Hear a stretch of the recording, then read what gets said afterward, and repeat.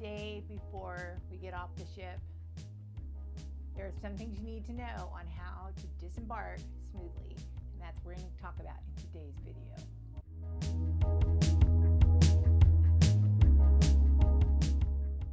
There are two ways for you to disembark the ship. One is you just carry your luggage off yourself.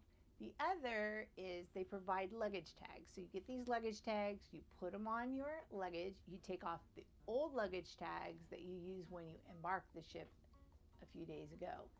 Then you put your luggage out in the hall at 8 p.m. for us. You have to have it out by 8 p.m. And then in the morning, they take it off the ship for you and it's waiting for you in the port. No matter what cruise line you're on, these tags will be colored, and then the colors and the numbers will coincide with the schedule. So for example, for us, we're Blue 28. Blue 28, you get your luggage at 8:35 approximately. When you pack your bags, there's some things that you want to make sure you do not include in that luggage that you're going to put those tags on. You don't want to put any medication. You don't want to put your passport or your identification. You don't want to put your cabin card, or if you're on Princess, your medallion, because you're going to need those things to get off the ship. The morning of disembarkation, if you are just going to self-disembark, you can get off the ship. They have usually like 7:30, but they'll have an all-call letting you know you can get off the ship. You can also stay on the ship and have breakfast. The buffet will be open, and one of the main dining rooms will be open, so you can have breakfast before you go.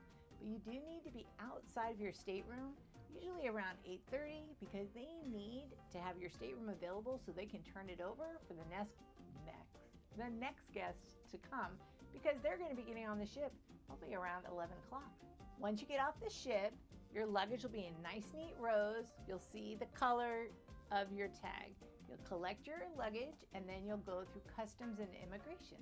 If you're choosing to self-disembark, you can leave your luggage in your room till 8:30. So you can go to breakfast. They open at 7 o'clock. You can eat your breakfast and come back.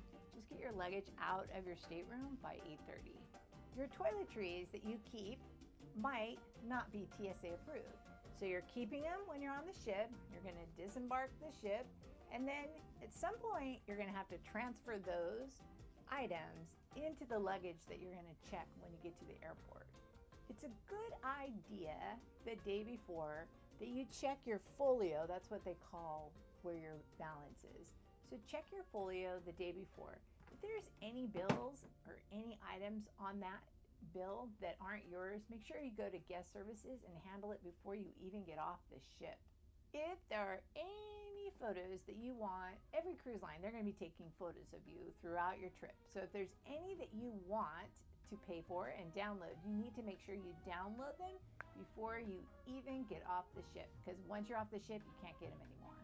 If for any reason you had some items were confiscated, so things like iron, steamers that you didn't know, you brought them and they confiscated them.